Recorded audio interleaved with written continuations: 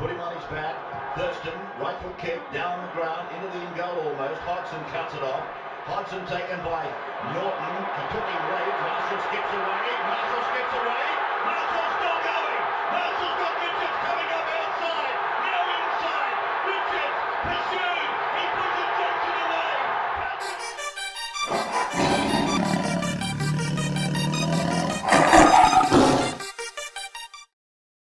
Good evening, everybody. Tuesday, the 25th of June, 2024. You're back for another episode of the Tiger Town podcast, coming off the back of 2 wins. The football side, not us, obviously.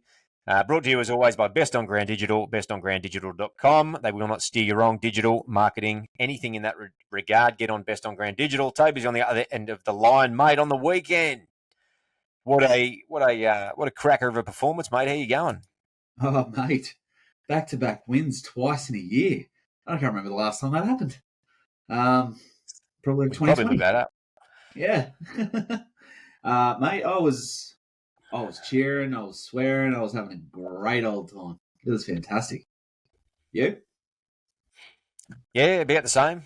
I said something interesting to you boys on the chat. Something along the lines of, I think when it was 42-8, I said, why do I still get the feeling with like 18 minutes to go that I was still mildly concerned and I wasn't allowed to enjoy the win? And lo and behold, something happened that gave us a little bit of a heart attack. It was 30-2. I remember it vividly because you were trying to get caught up with the game. You're a little bit on delay. And then as soon as like the second half started, you messaged everyone saying, I'm up to date, everyone. And I think I did a voicemail or a voice message on the chat going, fucking you. Yeah, don't ever do that again. Thank you. Is that really loud? Is it? Yeah, I was just wondering, mate, have you been to the local school bubbler or something there on your shirt? For those that are listening, yes, I have a nice little stain on my jumper because I just drank some water and I spilt it. Leave me alone. No, well, we've cleared that up now, so people aren't going to think you're a grub. I am a grub, but that's a different story. I was about to set them straight, so just making sure we're on the straight and narrow. Never. Mate, we're going to talk a lot about this game, obviously. There's a lot that's already been spoken, a lot of sensational, brilliant performances across the squad. Really, really pleasing to see. We're starting to see, to use that overused phrase, green shoots, certainly coming through thick and fast. Mate, who's somebody, though, and I'm going to challenge you to not pick up the obvious choices because we will get through everybody, but who is somebody for you that you really were impressed by their performance on the weekend? So we'll skip the obvious in Galvin and Dewey. Yep. You know what? I was super impressed with Luke Lauli. Super impressed. He looked unfazed by it all, which is really interesting because that seems to be a running thing with these juniors coming through. They just seem unfazed by it all. Yeah. So you think about, obviously Galvin's one of them. You think about Miller and Mason the week before. Just seemed unfazed. Yep. So, yeah. Yeah, it shows a lot about their attitude and even their preparedness as well, and how the coaching staff and the club are preparing these guys for the big time. Because, like you Absolutely.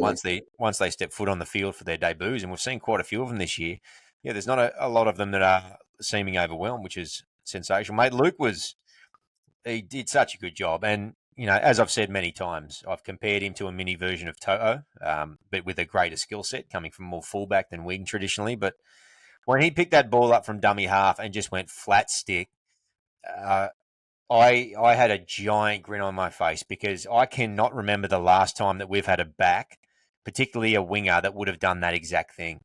Yeah. Shows the confidence in the kid. 100%.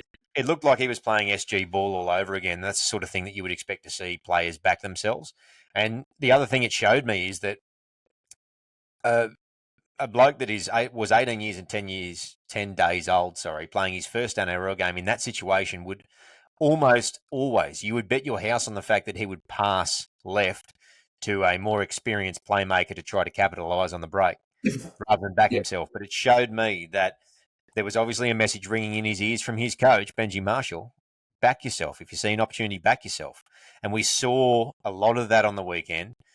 And it's a bit hard to not notice that that's the way that a lot of these young guys are playing. And Luke showed it with that one example. Gee, that one little passage from dummy half was impressive, mate.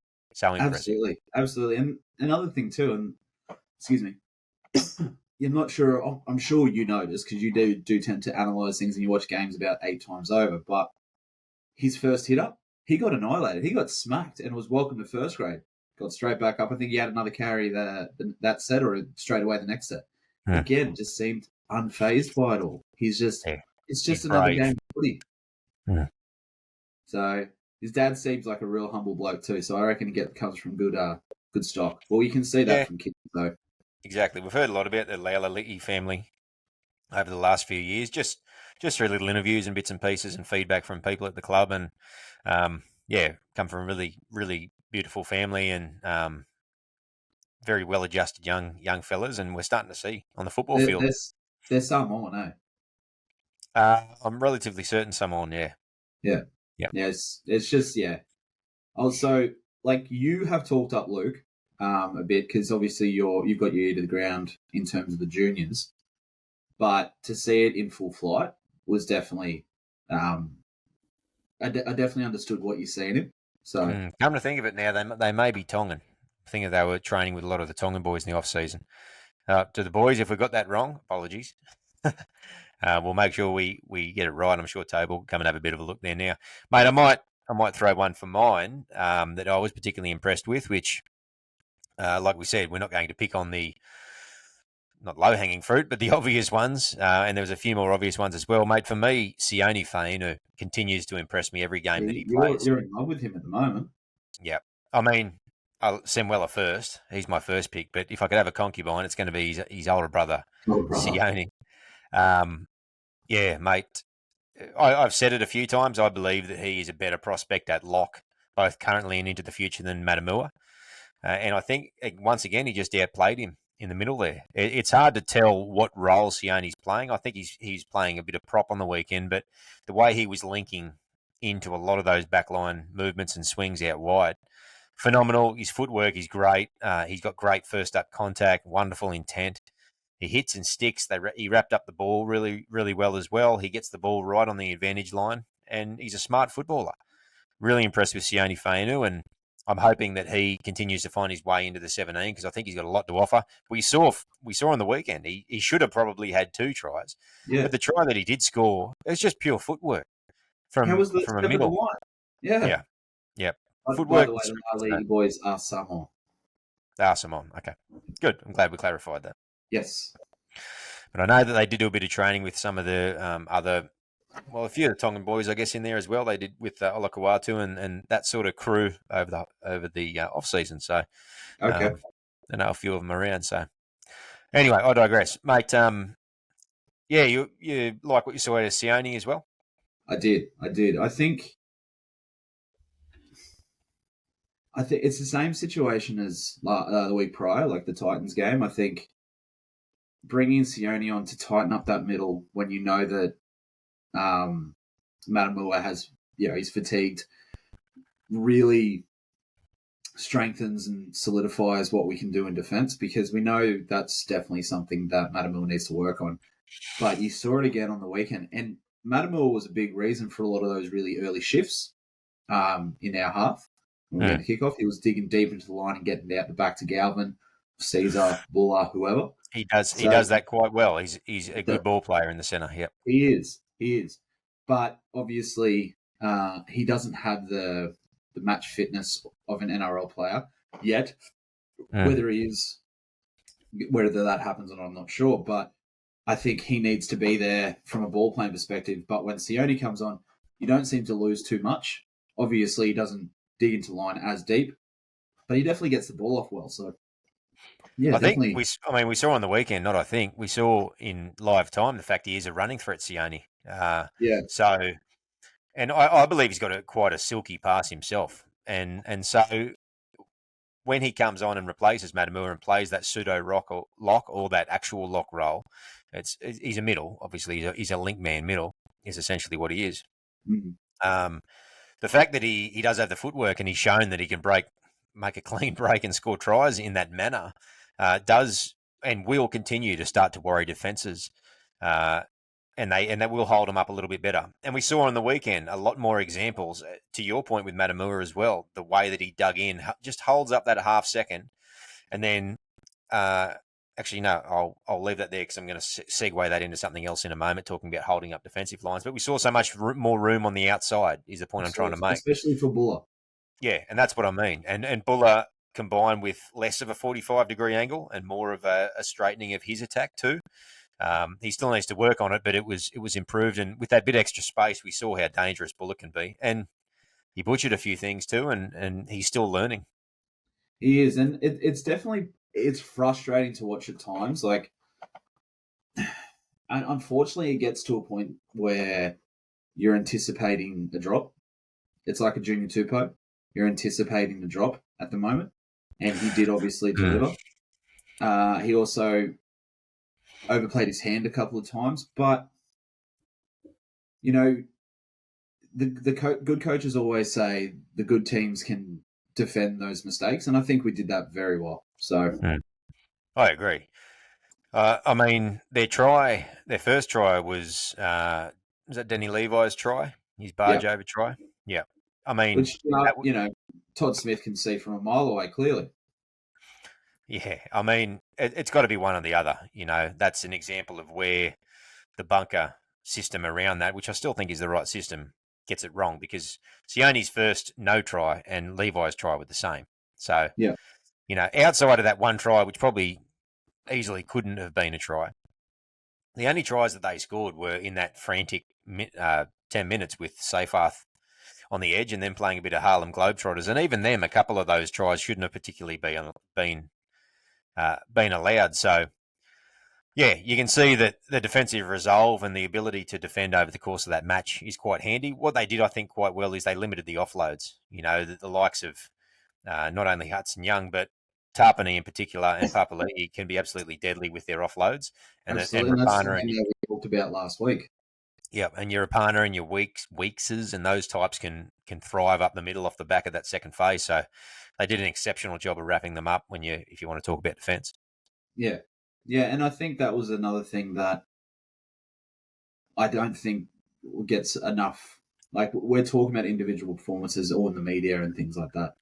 But what doesn't get a lot of game time or a lot of, I guess, radio time, is how well they actually gelled in defence that game.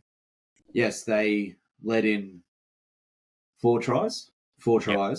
The first one, I don't see how Todd Smith can let one go up as a try and one go up as a no try when he's in the exact same position. It's an identical situation. Some might call that bias. Who knows? But those three we had a man Simbid again. Dubious call, up to you. But I could be looking out of black, white, and gold eyes, but a lot of those. That should never have gotten to that stage because I think it was Trey Mooney walked about 3 metres off the mark and put our marker offside, which was not called up the play before, and that got them down in that position, which it's never should happen. It shouldn't have happened before that because Appy caught the marker completely out, like not square, and looked directly at him at the ref, and the ref did nothing about it. Yep. Again, it's the same situation as it seems to be happening. You can see it's frustrating Appy. Yep. So, mate, the other thing I just want to mention before you were talking about the ability of those couple of locks that we're playing at the moment to hold up, dig into the line and hold that defence slightly up to give a bit more room to Buller. One thing that we are seeing unfold in front of our eyes as a burgeoning relationship on the edge is the incredible threat that Samuela Fainu is already presenting to defensive lines. I mean, the way don't do that on this show.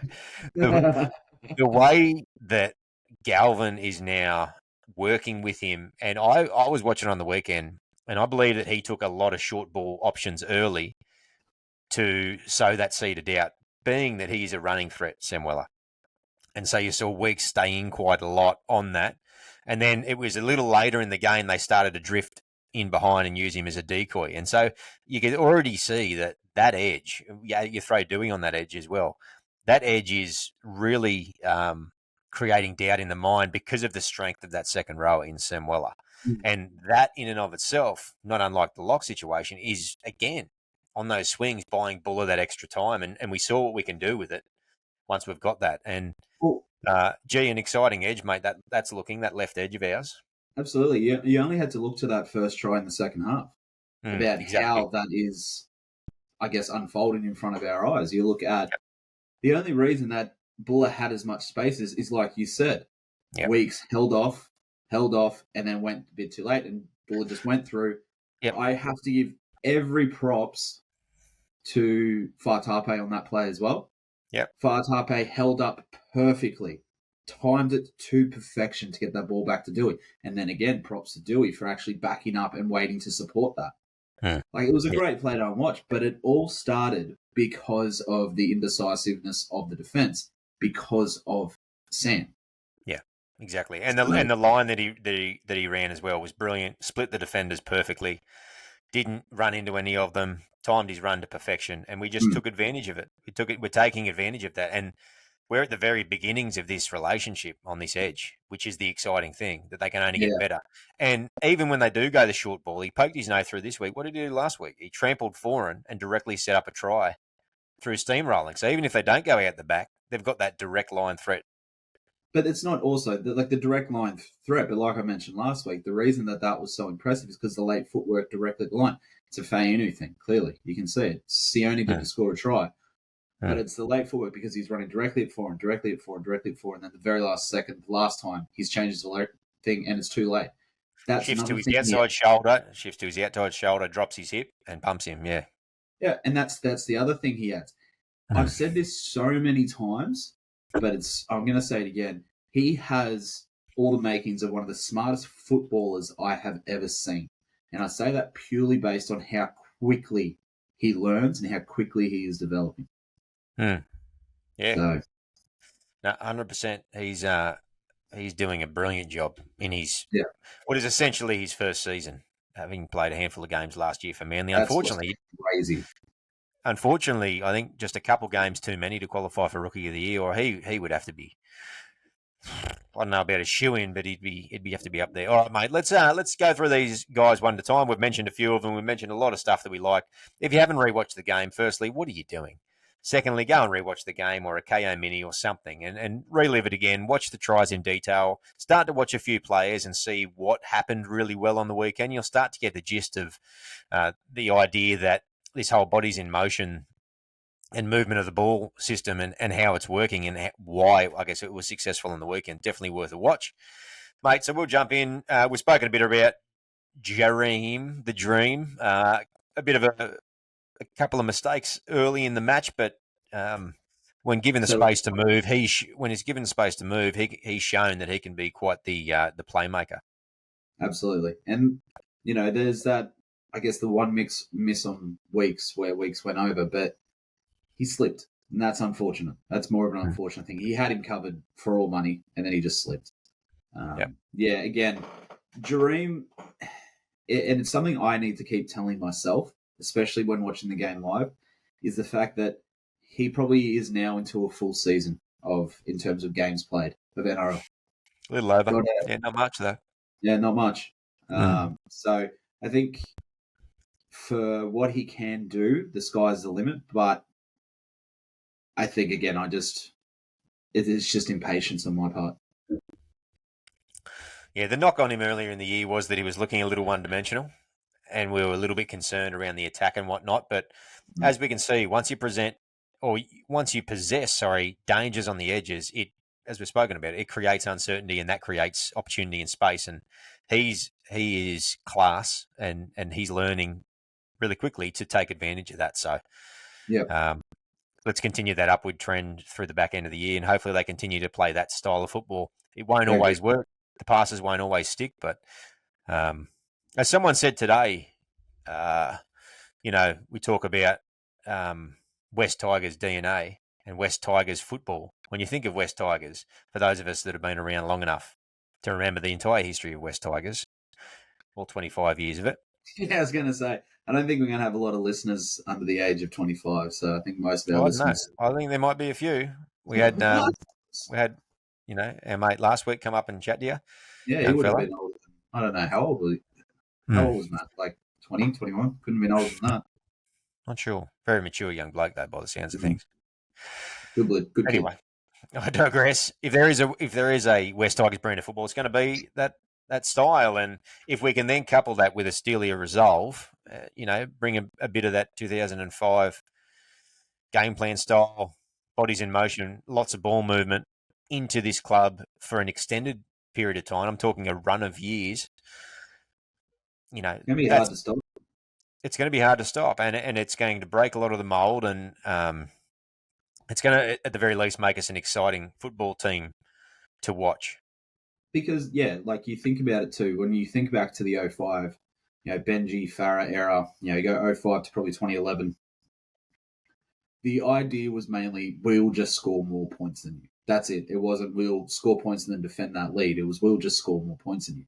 If you look at that first half, it was we will score points, but we will also keep you out. We will make sure that we are solid in the middle. So, if anything, it's Sheen's 2.0 in how we're playing things with a little bit more of that steely grit, like you were talking about. Yeah, and look, we're extrapolating one performance essentially because the Titans game we didn't look like we looked on the weekend. We're extrapolating one performance out, and I guess you probably call it two. We look similar in the Sharks game, I think, to some degree.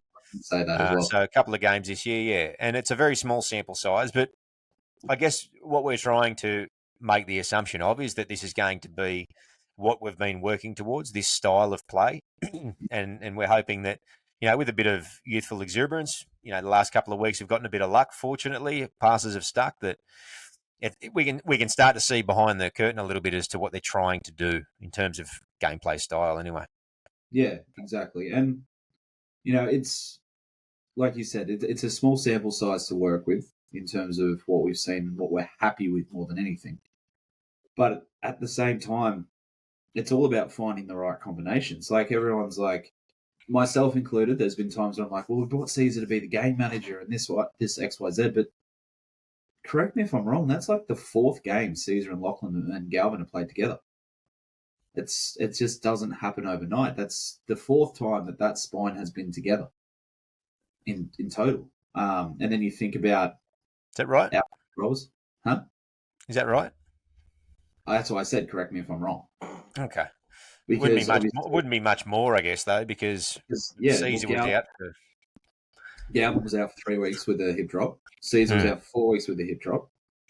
And then Galvin obviously was out last week. So I don't think it'd be much more than that. If it is, it's like maybe 6, if that.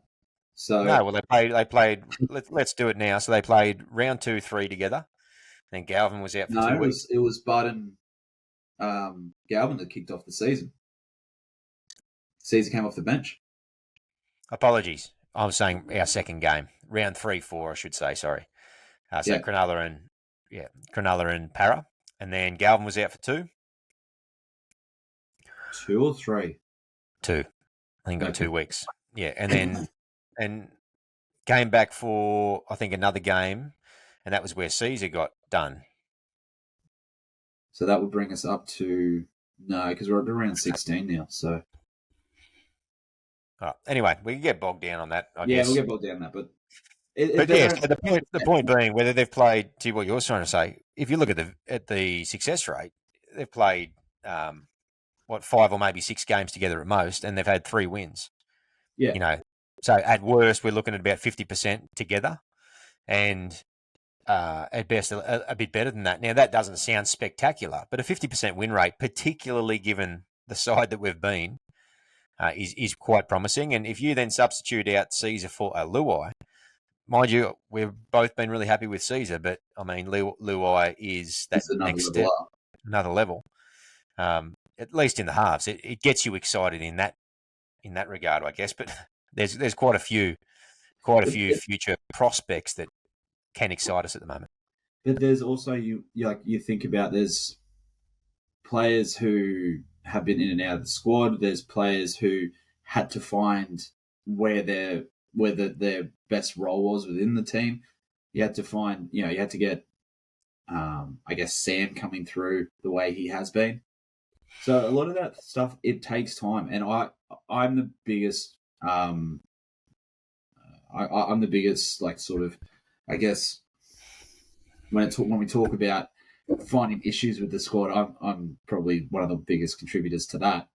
But again, like I said, I've just got to keep telling myself that this takes time. And what we're seeing, while it might be a small sample size, it could potentially be just a slow build. So, which is what it is. Hopefully, okay, mate. We said we were going to go through the players. I think we got through Buller, so it was a good start. Yeah. Look, we do go on tangents, and our listeners love it. It's just what we do. The Tangent Town podcast. Yeah. Okay, Sol Fatape, mate, for me, did his job, did everything that was asked of him, and he's just a great little squad player who obviously can play centre and can show that he can play wing at a pinch. So, actually, I will actually lump a couple of the others in with him on that. Our back three out of the backfield looked the best they have ever looked. In fact, our back five coming out of the backfield were the best they've ever looked this year. Yep. The way that we know the way, obviously already we know how Luke Lelali'i runs the football, but Fatape ran hard and straight. Why am I sitting there on that? Adam Doueihi, hard and straight, and even Naden, the same sort of thing. So quite happy with that, and I like the fact that Fatape, on top of doing his job, he took the meters that were on offer when they could. Even Buller, he ran straight back at the line a little more than we're used to. Yeah, and that's what I think pleased me the most is actually what probably pleased me the most when it comes to especially Sol was his communication with Doueihi pretty quickly. But I think that probably comes more down to Doueihi than Sol, if I'm being honest, just because of the leadership that we know that Doueihi brings. Because, again, like we can harp on Doueihi, we probably will, but there's one thing too that, I was discussing with one of our listeners either Monday, I can't remember who it was, but he was talking about Doueihi. I was like, the one thing that doesn't get talked about is how much leadership and level-headedness he likely brings to the team. Perfect example was when, when Seyfarth got sin-binned. He was the one that went up to the ref and questioned it, and then told Appy to challenge it. And that's the confidence and the calmness he brings to it. And I'm guessing that's what he did with Sol as well. So yeah, absolutely. Before we move on to, I just want to say something. This weekend, we are lining up two of the smallest wingers in the game against two of the tallest wingers in the game. Yes. Just saying. Yeah, we're going to get to that. But, all right, mate. Brent Naden. Now, originally I thought Naden did his job, and he cracker of an intercept in that first half that really turned the momentum early in that game. But something I picked up on during the game, he missed a few tackles, and I think we compensated okay. But if I jumped and looked at his stats as well, 68%, 13 made, 4 missed, 2 ineffective. So, I think, look, Naden's just bench warming that seat, I think, at the moment until we get Justin Olam back. Not sure about the sides in terms of how he and Doueihi can line up in that on their respective sides. Sorry, but look, Naden played okay, but defensively, I think we managed to hide a couple of his insufficiencies there.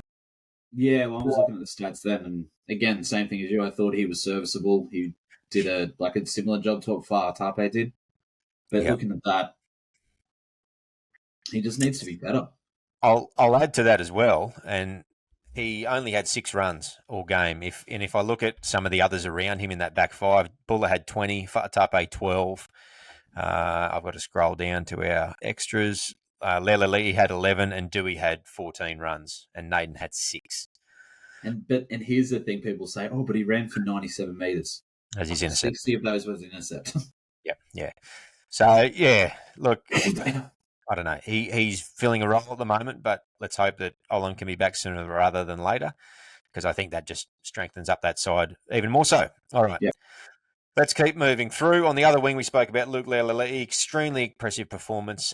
What a absolutely hard-working and bullock running young man he is, and definitely an exciting prospect as well. What we didn't get to see on the weekend with him was some of his ball skills, being a fullback by trade generally. So, yeah, no, mate, very, very pleased with his debut. Yeah. I said my piece about him at the start, so I think we can move All right. on. Now, we haven't spoken about Lockie Galvin yet, nor have we spoken about Adam Toohey. So, what'd you make of Lachlan Galvin's game? Exactly what we were hoping for. With Caesar being there, it opens up in terms of allows him to be the more creative thinker. Perfect example was the Mully through for Appy. Perfectly weighted. You've said it so many times about him. It looks like he has so much time. And that was another instance. I reckon he looked scared in the field 3 times before he made that kick. Yeah. Now, whether that's more on that point, if you get the chance, anybody go back and watch the highlights and watch the front camera angle when he has the football. It's outstanding. As Toby just said, his eyes move back and forth, watching for an opportunity. He picks up someone on his right in their periphery, and then he stabs that little grabber in, gets the fortuitous bounce, and there we go. Yeah. Who was it coming through? Was it Polo? No, it was chasing Steph. the kick? It was Steph. Okay. So, yeah, Steph, and then Rapana tried to do a miracle front sold over the top of him, and thank God it didn't come off because Appy scored. Yeah.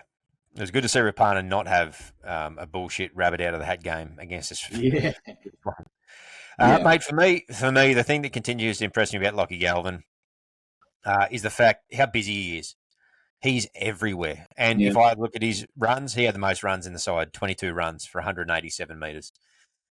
He's always there in support. If there's ever a break, he's always right there ready to go to take advantage of it. We saw that in a number of situations earlier in the year. He's so busy. He's always there, regardless of the situation, and he's just at them. Like, he's just relentless. And if you're an opposition team, he's the sort of player you just can't sleep on because he touches the ball multiple times every set, and he's dangerous. Do you know who he reminds me of a lot? Is Cameron Munster. I was about to say.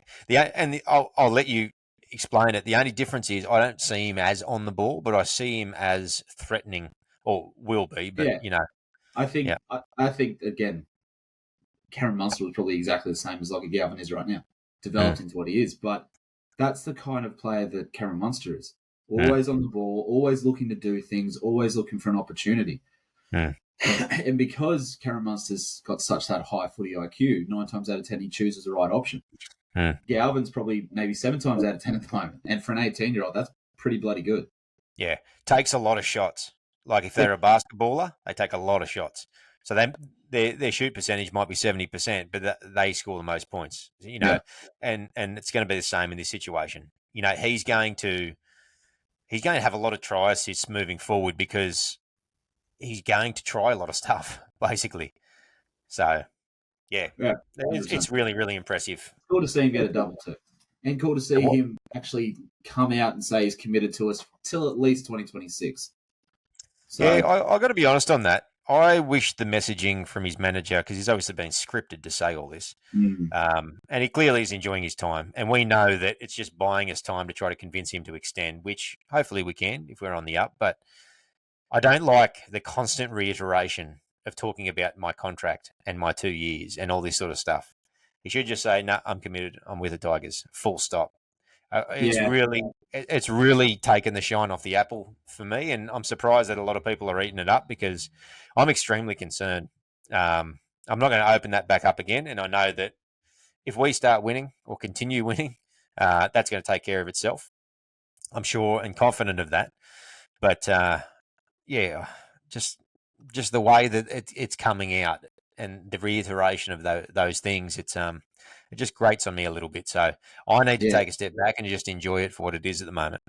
Yeah, see, for me, I can see how you're taking it, but for me, I'm taking it as the manager's trying to get an extension out of it for more money. That's how I'm taking it. Yeah, good. I hope that's the case.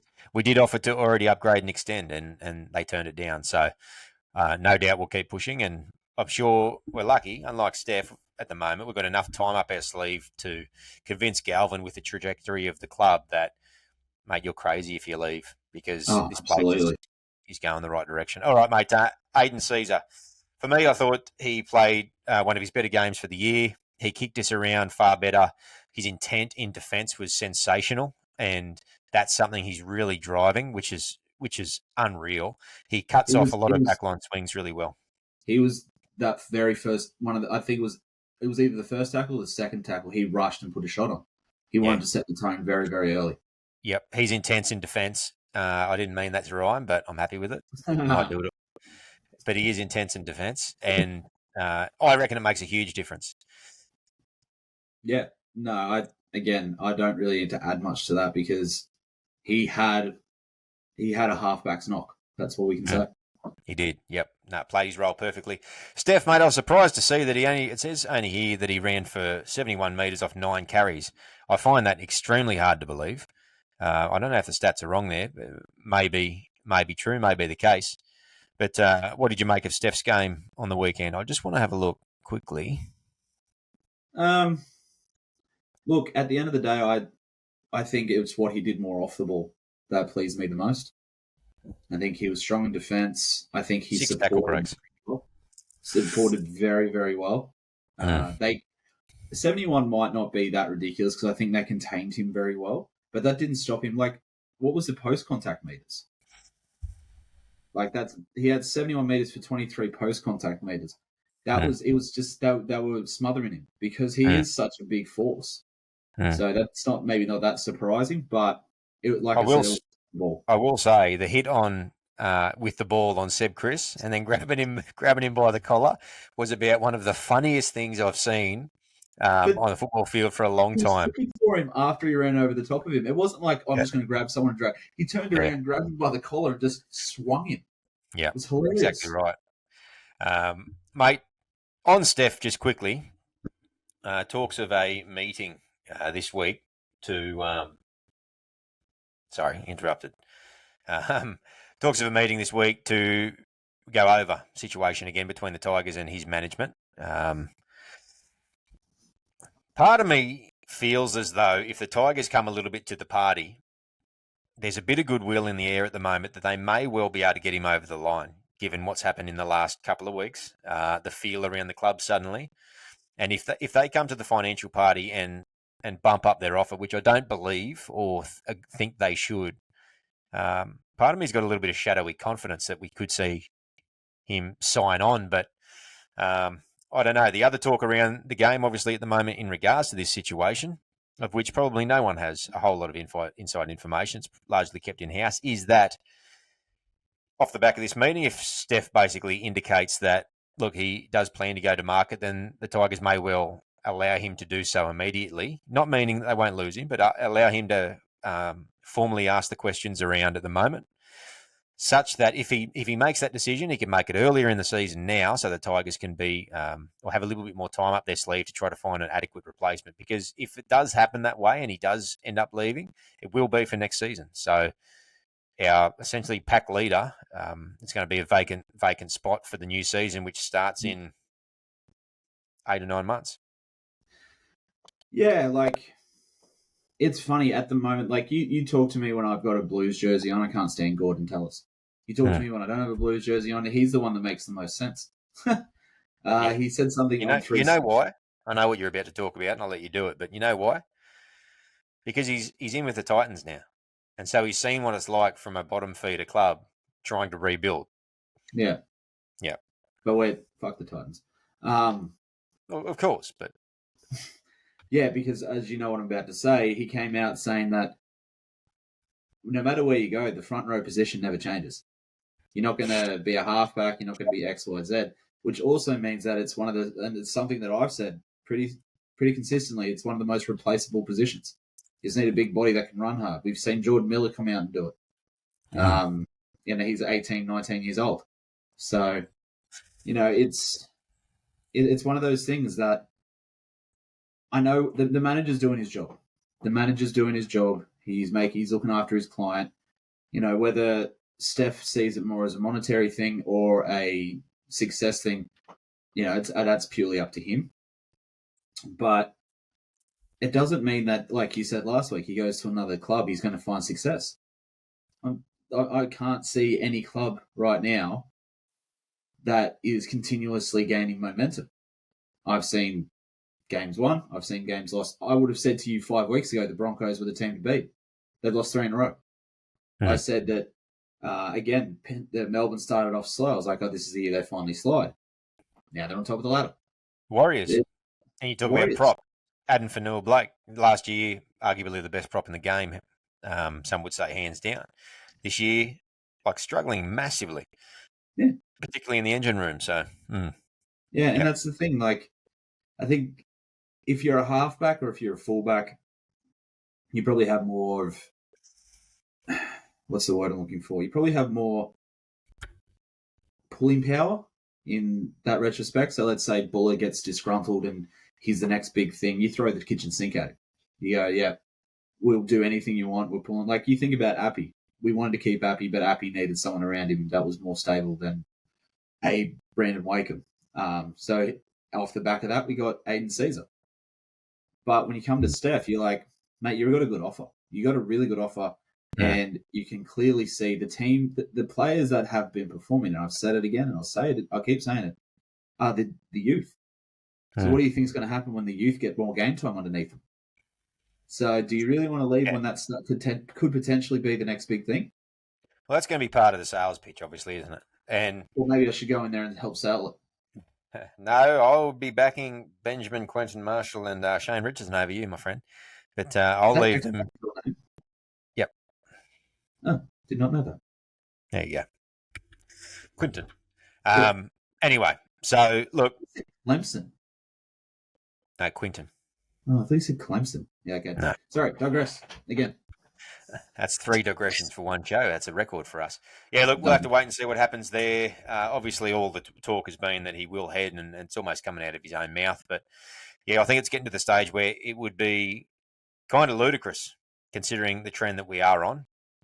Oh, again, albeit, caveat, small sample size, 2 games in a row. We haven't turned the ship around yet, but, yeah, he has the opportunity to be the pack leader of the younger side in the competition who are on the up, and an opportunity to be the forward leader when the Tigers turn around. He's got that opportunity to do that, and he can, he could really cement himself in the hierarchy of the club if he does so. He's not going to be losing out on a whole lot financially, I don't think. There's talk someone wants to offer him $1 million or something, apparently, a non-Tigers club. No. I'm assuming that it's probably going to be the Dragons, but I don't believe that to be the case. But, yeah, interesting to see how it plays out. He's obviously found a bit of form the last couple of weeks. He's playing with a lot of intent, and he looks happy. So hopefully he can follow Galvin's lead and he can sign himself on and go from there. Mate, Api Koroisau, a huge game in everything. Captain Courageous, just basically what we expect from him back at his home of number 9. Yep, captain's knock. No more needed. Yep, perfect. We sing his praises all day. For me, mate, Fonua-Pole played a really good game, and I think he did his job quite well in the middle, largely unheralded, mainly because everybody else had a rip snorter around him. But a great starting performance in my eyes, even if, run meters and whatnot were maybe a little bit down. I thought he did a great job in the middle there. Top tackle count, 41. Did he? There you go. Yep. There you go. Oh, played 50 minutes. Sorry, I'm looking at Appy. Appy made 41. No, he only had 28 tackles, 6 misses. Yeah, okay. Well, the stats might not line up, but for me, I thought he did a decent job. We did speak last week about his couple of deficiencies in defence and his positioning and spatial awareness within the line, and maybe that speaks to a couple of the misses he had on the weekend. But still a young man, Fonua himself, and so plenty of time to grow into that role as well. I think he's probably shown that he is a prop. He's not 13. Oh, yeah. Yeah, even though we were happy with him at 13 at the start of the year, he just doesn't add the dimension that we need, and he can definitely, I guess, especially add that aggression at the start of the game. So, I tell you, someone we're getting value for money out of is our starting second row, Ruben Porter. Absolutely, I'd love to know what he's on because he's definitely worth every cent. He was a Well, training trialist, so match payments 150. possibly off the top of his base. Mate, he made about 74 odd metres, played big minutes, and tackled 31 tackles at just on 94%. He did a Yeah, great job again, largely unheralded. But yeah, what a nice little find he is. He's a great squad player. he is. He's a team man, which is really good. Yeah, quietly spoken, well spoken as well, and yeah, great character, mate. Sam Fainu, we've spoken about Sam a bit today already. Don't think we need Just to. We just what we else just do you what else can you say? He's a threat without the ball. In he's defence, again, he's scrambling and he's there making try-saving tackles again.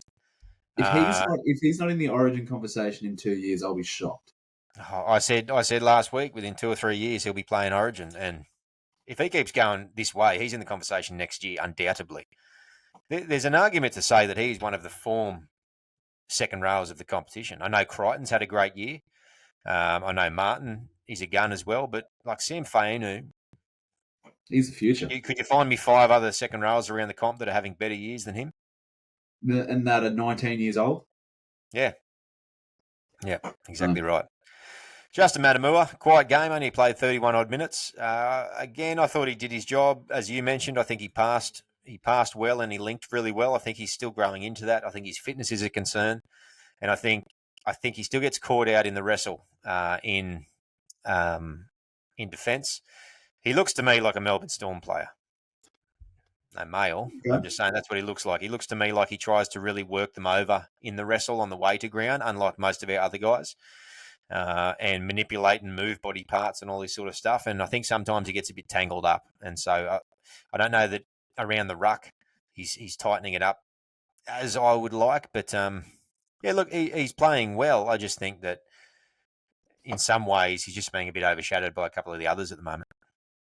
Yeah. It's like I said, he's doing the little things right in terms of attack. It's just his defense is just something that is at times polarizing his attack. So we spoke about Sione Fainu. He was a sleeper for me on the weekend. Had a great game, doing a wonderful job every game. He looks stronger. Broke tackles, post contact meters, scored himself a try. Could have had himself 2. He tackled quite well as well. Did miss a few in the middle, but I think that his first up contact is quite good. And yeah, I thought he had a wonderful game. Anything you want to add on Sione? no, I think we discussed him at the start as well. I think the 1-2 punch of him and Matamua is actually working really well. So far, I thought other than the sin bin, which I think never should have been the case, as we were talking about before, and he barely even touched him, and there was confusion. I think it was a rough call. Outside of that, I thought he played well, played hard. Todd Smith was looking for an excuse.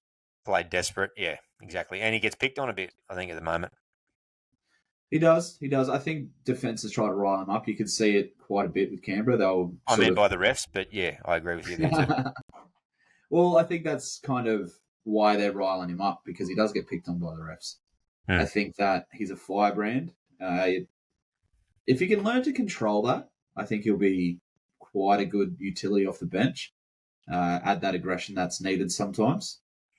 But like I said, it never should have gotten to that in the first place. If the referees had done their job, picked up the 26 forward passes from dummy half that were in that game as well, it might have been a different outcome. So even just one of them would have been nice. I'm not joking. I was sitting there going, like, every single time there was a forward pass, you could hear the groans from the fans in the stadium. Yeah. At one point, I couldn't hear nothing but groans. Yep. It was all Wolford threw that many forward passes is not even funny. Holy shit! It was like watching a NFL game. It was wild. Yeah, and not one of them was called. I don't think they had a forward pass call. All right, mate. Both Kit and Mason, Kit Lelele and Heath Mason, didn't get a whole lot of game time, so it's really hard to speak much to them. I don't have a whole lot of comments. I don't think Kit got a lot of good ball in the centre, and wasn't really much of an opportunity for him to do a whole lot.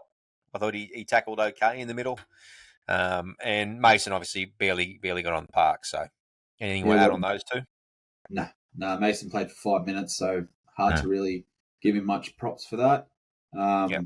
And I think What I will say is that this is all good experience, though, isn't it? absolutely, and the same as like Suka being 18th man. Yep. It's all good experience, getting that game day experience, getting all the on the field and things like that. Kit, I think, it's same as Luke. It doesn't seem to awe him, doesn't seem to phase him. He's, I'm going to say he's just a born footballer. Runs the ball hard. Runs really hard. He's 19 years old, so he's going to grow into that body. He reminds me a lot in terms of, I guess, his stature. I guess of like a Dale Finucane. Okay. So I think that's something that he could definitely play into. So. Yeah, look, he's going to be in and around the system for a little while. I think he's into top 30 next year. I think he was development this year. I might be wrong. He might have been into top 30 this year. But so we're going to see him grow and evolve, and he'll form part of the middle rotation, and we'll see where he goes because he's got quite a good skill set as well. He's actually got quite good hands, Kit. He's played a lot of lock coming through as opposed to just prop. So he's a bit versatile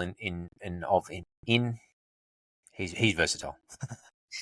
The show in the evening's getting a bit long in the tooth. I'm stumbling over my words. All right. Oh, mate, we've also got Origin tomorrow, so we've got to get a good night's sleep. Absolutely, mate. Adam Doueihi, I left him till last, mainly because he's last on the sheet, but also it's a nice way to finish just the player summaries. I nearly cried when he scored his runaway try. Yeah, I think you and about 80,000 Tigers fans. Geez, that's good. Even thinking about it's giving me goosebumps. I've watched that try on replay 20, 30 times. We shared it on our socials. It was that bloody good. The moment that Weeks misses him and he gets away, like it just makes you. You just see the smile on his face. He's like, "I'm back." Yeah, mate.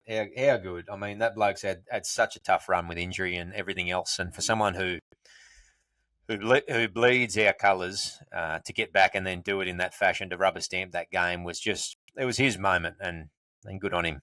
Absolutely, yeah. And again, another good feel good story is that he's extended for another year, so he'll be here till. Obviously, he wants to do it to either prove that he's first grade material still, and he's got longevity in the game, so he gets a longer contract out of us, out of someone else, who knows.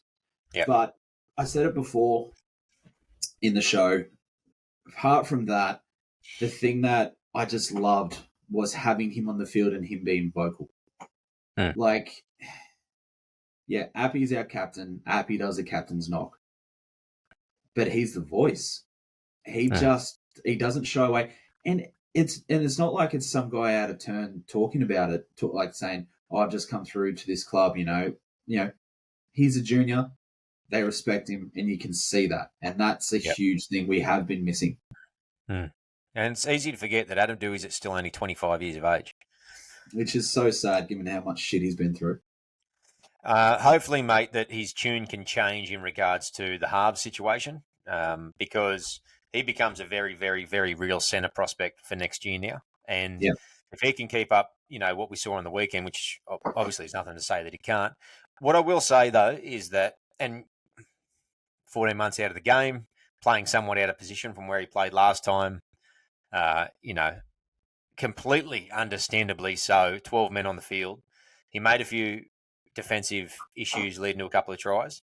Yeah, there's so many mitigating factors at that point, and you can probably scratch any criticism around that, given what was going on in that scenario, and particularly it was that edge that they were targeting, and when we were short as well. So yeah, defense needs to improve, which was one of the issues at centre. But I love the intent that he showed in defense.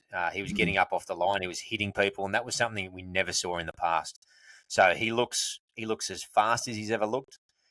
Weeks got to him, but I thought once Weeks was after him that he was going to get mowed down. Sure. Couldn't believe it.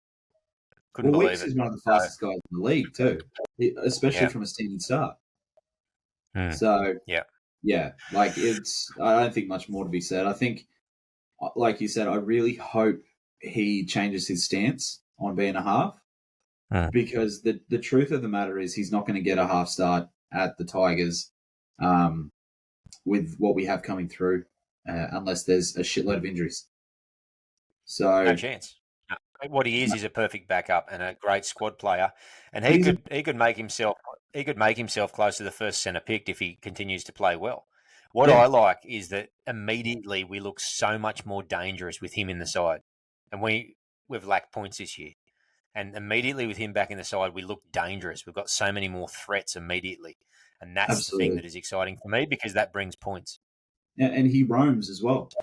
He doesn't sit there Yep, like yep, that's what when you think about when Turbo plays for centers for New South Wales, he roams, and that makes it so dangerous because you mm, just don't know if he's going to pop up, and he does the same thing. yep, He's got that play first mentality.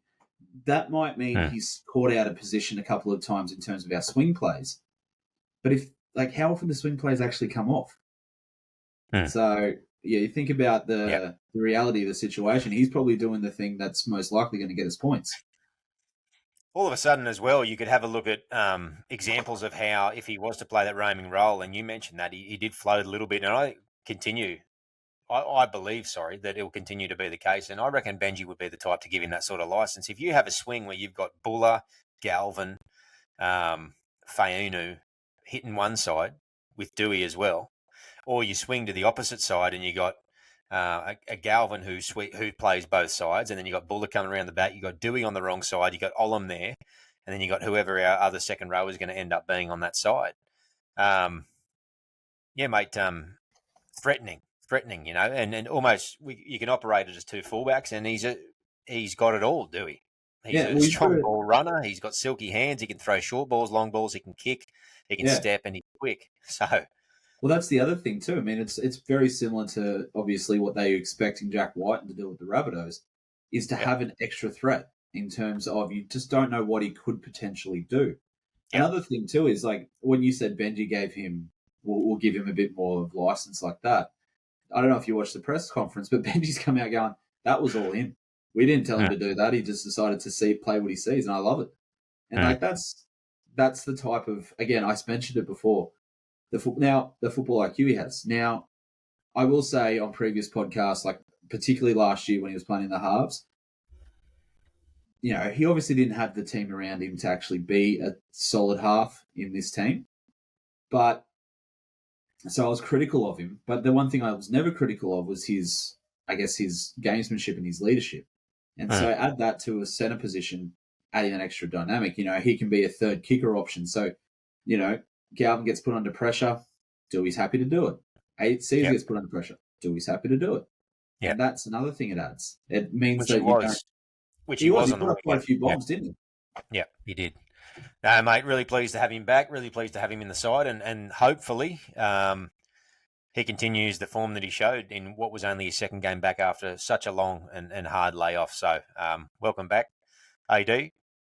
The side is far better to have With you you in and it, mate. Anything you want to add about the Raiders game? I'm probably going to watch that again at least once or twice over the yeah, I course think of the I'll watch week. it probably one more time and then Yeah, move on to the next one. But no, not it's really. important.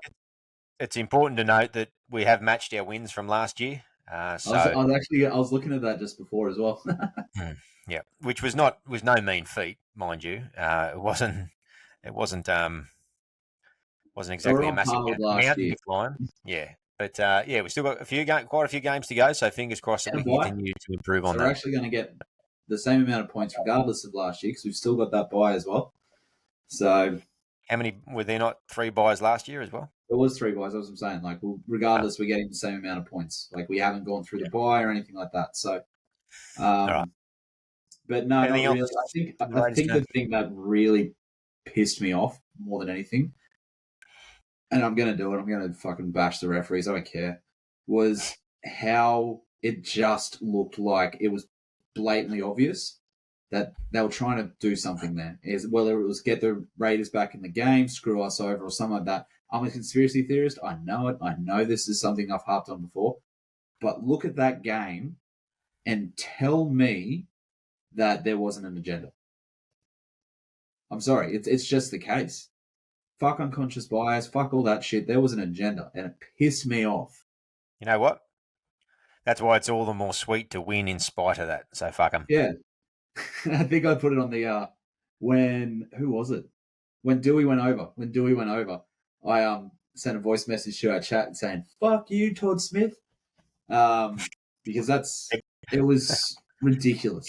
Yeah, terrible performance by the referee, and we were saying it early in the game when the game wasn't when we weren't all over them. So, mate, we might move on from that. Then we might have a look to the Roosters game this week. So we play the Sydney Roosters, who are currently in fourth. Wow, they've shot up. Wow, Allianz really? Stadium, 6:15 p.m. on Sunday. Yeah, mate, we're 16th though. There's no 17th though.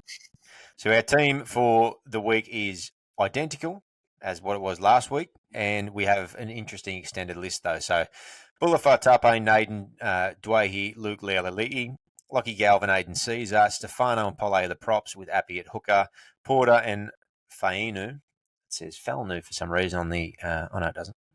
The second row, sorry. Matamura is the lock. We've got Heath Mason, Sione Fainu, Alex Seyfarth, and then David Clemmer is the only formal change, who comes in at 17, returning from suspension for Kit.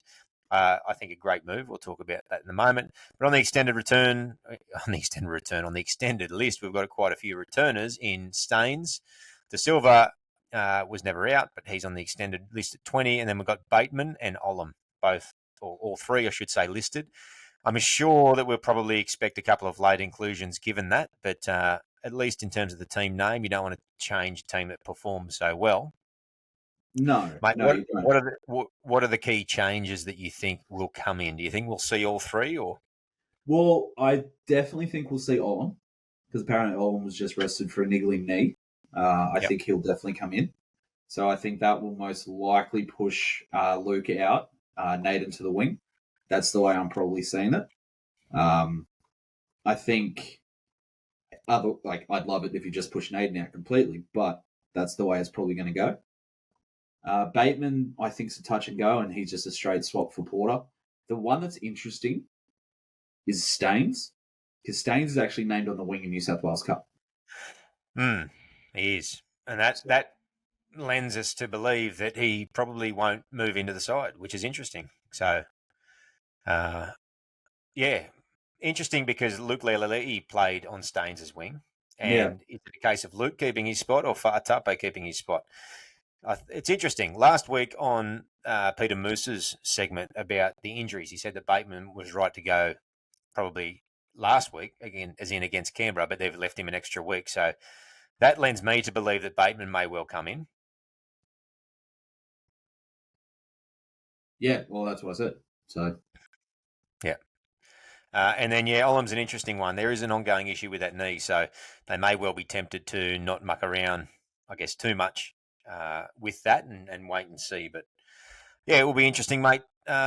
You mentioned the wingers. Obviously, they're probably going to go some high kicks if we keep our side the same as it is. But how do you beat them? There's an interesting one I can see there, which is Tupanua named in the centres. Yeah, I think that's definitely something to, I guess, look at. And I think that's Dewey's side as well. So, like we're talking about that threat from an attacking perspective, you definitely think to utilize that, and the fact that they didn't go, excuse me, it's very late for me.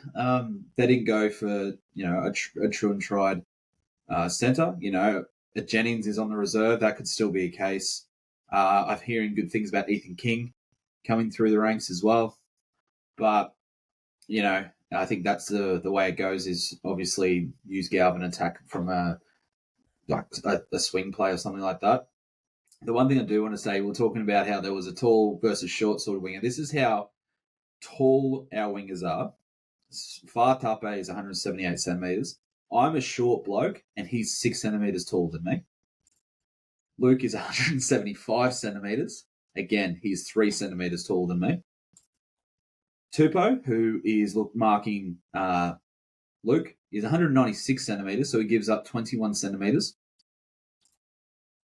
And Dominic Young is 200 centimetres.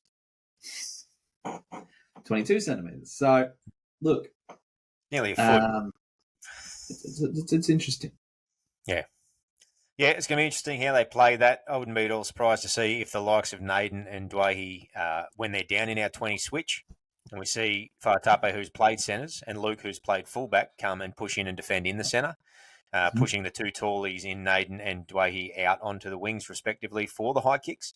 That would be an interesting way to play it if they end up running out with that back five, but there's every chance that there is some changes in that back five. Mate, if I just go through and have a look at the players in this side for the Roosters, this team should be leading the comp by 4 lengths. Dead set. It is absolutely stacked to the hilt. Mate, Yep. In terms of beating them, for me, you've just got to do exactly what you did last week. Forget the fact it's the Roosters. Forget the fact that you tend to have unique game plans. I'm going to talk kick chase and competing. That's what we did. We didn't mention that on the weekend they competed on all those high balls, and the amount of results they got out of those were absolutely incredible. You take that same general playbook and you apply it to this team. You obviously can have then other bits and pieces. I would be working over Tupouniua's edge. I think you work over Sam Walker, who is quite a good defender, but is prone to the odd important miss as well. But in general, outside of targeting individuals or certain parts of the paddock, it's competing on every kick, heavy kick chase, lots of ball movement, just as we did, and expand and throw the ball around a little bit within your own end, play a bit of expensive footy. I think that's the best way to go about attacking this side. Look, when you got a side as stacked as the Roosters, they can really attack you anywhere. I think that, like you said, for me, it's the 1%ers. I think that's going to go a long way in this one. I think that if we can do the 1%ers and really ensure that what we're doing is as a team as well, is really going to go like a long way into at least competing in this game. Now, do I expect us to win? I've gone 2 weeks in a row of not actually giving a score, but saying we're going to win. So I'm going to keep the streak alive and say, yes, we're going to win, just to, keep the trend going. But superstitions. Yeah, why not? I mean, footy days, wear the same underwear for 7 days. Why not? You still do that without playing football. Do I? You're supposed to change them, are you? Shit. Well, they just smell like you haven't changed them for 7 days. Yeah, that one. Yeah, I think that it's kind of the same situation as when we were talking about, how do you beat a Melbourne or how do you beat any of those quality teams? It's play them, beat them at their own game. Just do the little things right. Don't rush things. Don't, give away silly, stupid penalties. Yeah. And you take your chances. Take your chances. That's what we did on the weekend. You got to take your chances if you want to beat these stronger clubs, don't you? So no score prediction for you. Boring. What about a bold prediction? Hey, if it gets us another win, I'm happy to be the boring part. What about a bold prediction? Bold prediction. I think Dewey's going to back up in terms of his performance. I think he's going to set up 2 tries and he's going to score 1 on his own. Okay, there you go. All right. I don't have us winning. Negative Nancy over here. And I think that we're going to be looking at a little bit of shine off the apple over the weekend. I just think they're going to be too good for us top to bottom and they're just a bit too professional. And unfortunately, I just see this being a game that they play well, which is not what you want when you come up against the Roosters or any of the top sides. 30-8, we lose in my prediction.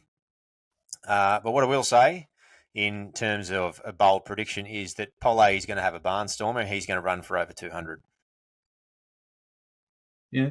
I don't like your score prediction, but I like the bold prediction. Good. Well, 1 out of 2 ain't bad. That's almost what Meatloaf's saying.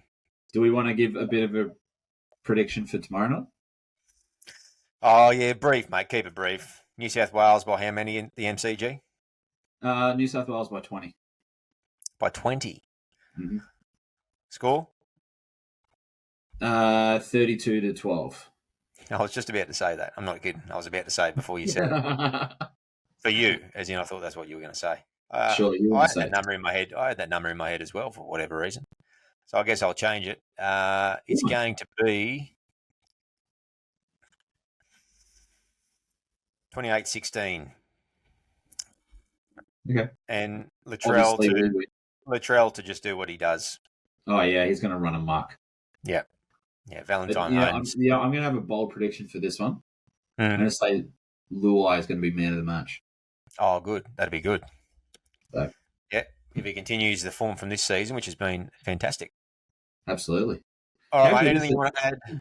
One thing I do want to add: how Yep. good is it to see a player that we have signed get better after we sign them? It's not like Yeah, well, he's not technically getting better with us yet, though.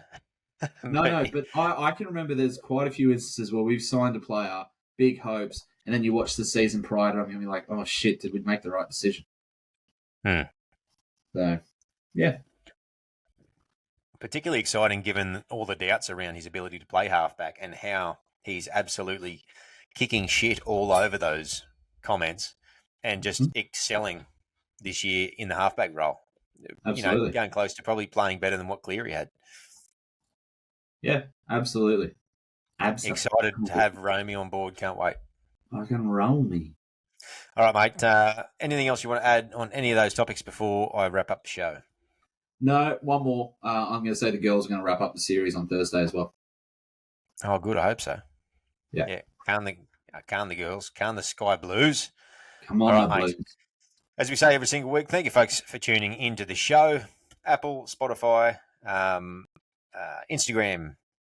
I'm missing a few tonight. Facebook and YouTube, where we're recording this one right now. Those are the platforms you can find us. If you haven't already, like, subscribe, follow. Lots of comments this week on some of our posts and whatnot on our page. Great conversations happening over there. So get on over and give us a follow or a like or a subscription. Speaking of platforms, the West Tigers podcast, the West Tigers Faithful podcast, two podcasts that do great stuff. Get on over and support them. As always, thanks to our sponsor, Best on Ground Digital, bestongrounddigital.com. They will not steer you wrong. Digital marketing agency that looks after the little guy. They look after us and they'll look after you too. Best on Ground Digital. Thank you to Best on Ground Digital. As always, Toby, thank you, mate. You and I are going to be... Thank you. Oh, thank you. Thank you for that. You and I are going to be watching the State of the Origin tomorrow evening, and we're going to be cheering on the mighty Blues to a rousing victory, no doubt. Yes, and we'll be doing that in the same vicinity. And then, obviously, Sydney Roosters on Sunday evening. Fingers crossed I'm completely wrong. And the boys continue this uptick in form because, tell you what, there's some talent coming through. 3 wins in a row would be great. Let's go. Let's do it.